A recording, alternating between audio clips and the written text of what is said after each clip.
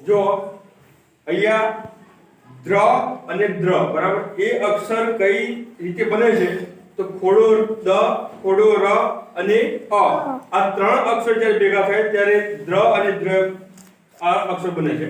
એના પછી આપણે શબ્દ જોઈએ તો આ અક્ષર ઉપર ખાલી બે શબ્દો છે, દ્રષ્ટિ અને દ્રશ્ય. જ્યારે આના પરથી દ્રાક્ષ, દ્રાવક, દ્રાવણ, ચંદ્ર, રુદ્ર, રુદ્રાક્ષ, નરેન્દ્ર, ઇન્દ્ર, વીરેન્દ્ર, ભાદ્ર, દ્રૌપદી, રવિન્દ્ર, મહેન્દ્ર, નિંદ્રા, ચંદ્રિકા, દ્રોણ. જ્યારે અહીંયા દ્ય આ કયો અક્ષર છે દ્ય, એ દ્ય અક્ષર કઈ રીતે બને છે તો ખોડો દ ખોડો દ અને આ ત્રણ અક્ષર જ્યારે ભેગા થાય છે ત્યારે દ્ય બને છે.